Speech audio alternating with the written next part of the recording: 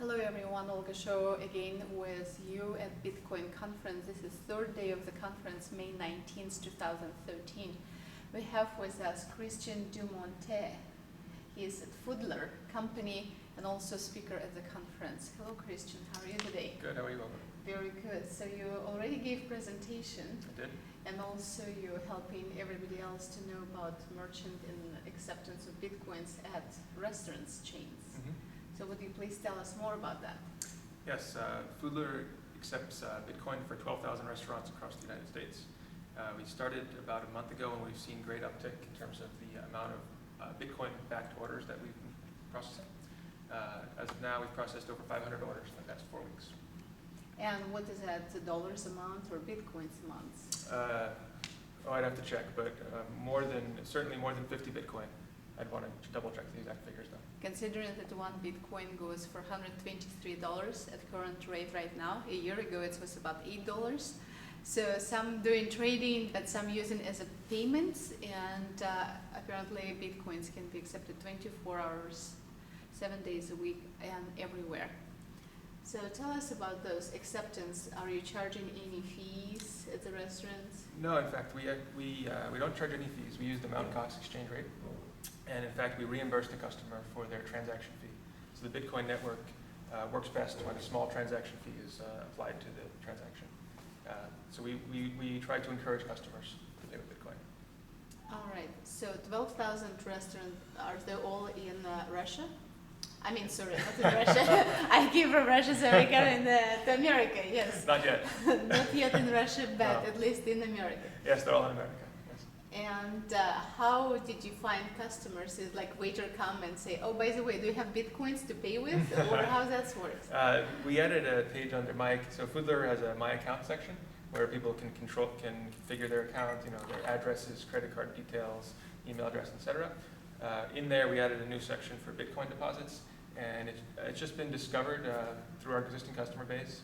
Somebody might find it and they post on Bitcoin forums, they tell their friends, and that's how it spreads. So why did you start to accept Bitcoins? It's, for us, first, primarily it was a technical interest. We always, the other founder and I have technical backgrounds, so when voice over IP, for example, was emerging, we found that interesting to adopt. But then there are business reasons as well. There are no merchant fees for us, and there are no chargebacks. And it's also, we believe, one of the fastest ways a customer can take Bitcoin and convert them into a tangible good. So if you have Bitcoin, you can deposit them on your Foodler account and have a pizza in hand within an hour, which is very fast considering what the alternatives are. So I guess I assume not only restaurants where you have sit-down food, it's also can be taken out orders? Yes, exactly. It's in fact mostly for takeout orders. So they can come to the restaurant and pick up the food, or it can be delivered to their home or office. So if any foreigners, for instance, from Russia come in with Bitcoins, they don't have to run to the bank, exchange their rubles into dollars and so forth. They can just say, okay, I have Bitcoins, accept the Bitcoin. Exactly. And it doesn't need to be exact amount because you can break Bitcoins into million parts and it makes it easy to pay for. Exactly. So now they just give you an account, or they have to have some sort of card? How that's when a customer logs into My Account on Foodler, they're given their own unique Bitcoin deposit address and a QR code. So they can scan the QR code, or they can copy the address into their Bitcoin wallet and then perform the transfer. Very good.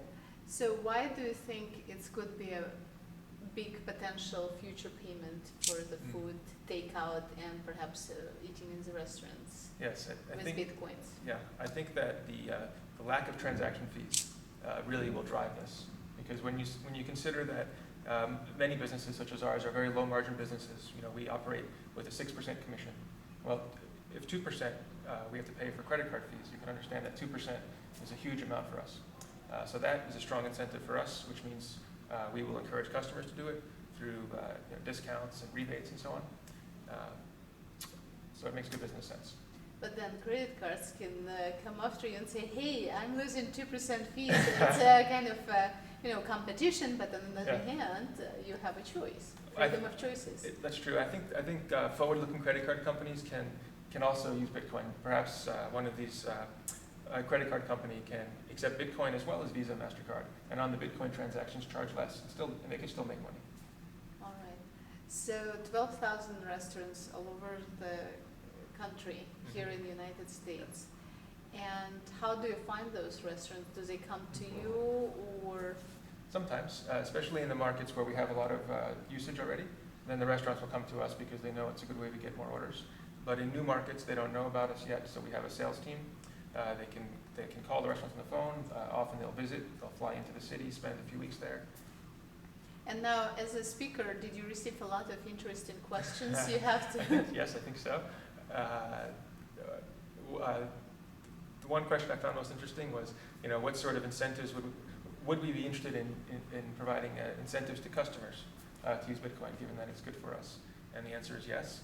In fact, starting next week, we'll be offering, we have a point system on Foodler, so when you order, you earn points, which can be used to redeem, earn merchandise.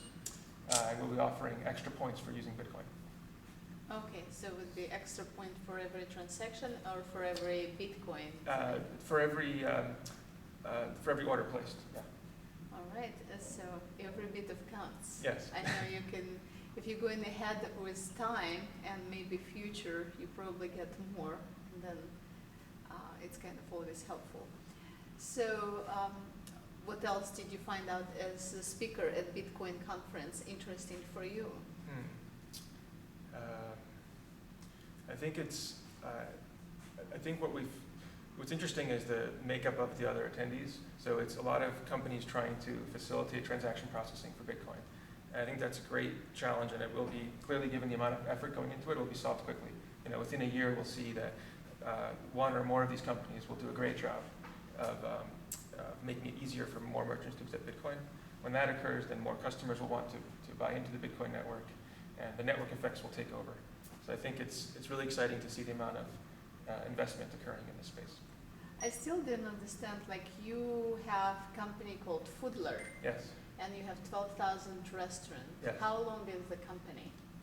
When did we start the How company? old, Oh, yeah, yes. how old the company? In 2004 we started. 2004, when Yes. you started to contact the restaurants under what premises or? The same premise. We only started accepting Bitcoin a month ago.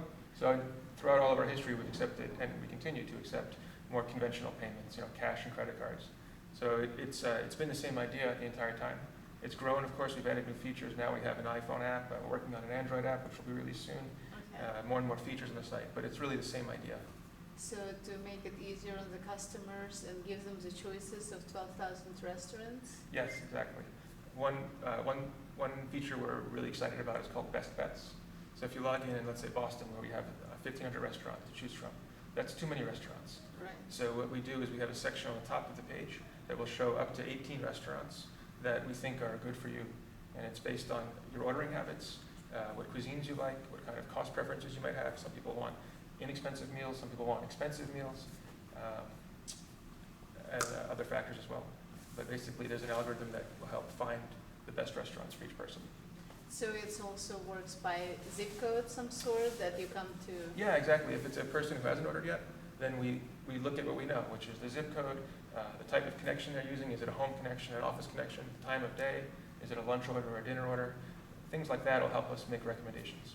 So if I travel around the country and I came to, let's say, Las Vegas, and I download Foodler, and then I look at Las Vegas restaurants available, Yes. registered with you. Yes. And that gives me the points using your services or restaurants? Yes. That's how it works? Right. When you place your order, you will earn points for each order. And then I will get a coupon some sort to go and use it in another restaurant? You can do that. That would be Foodler Bucks, which you can apply as a discount to your next order. You can also get a Starbucks gift card, Amazon gift card, Apple gift card, or simply cash if you want to have cash mailed to you as a check. That's very interesting. That's, of course, helps to collect those Yes. points and get rewarded. Yes. Now, in terms of all those gift cards, did you contact it to Amazon and Apple gift card, those companies to get those gift cards? We simply buy them.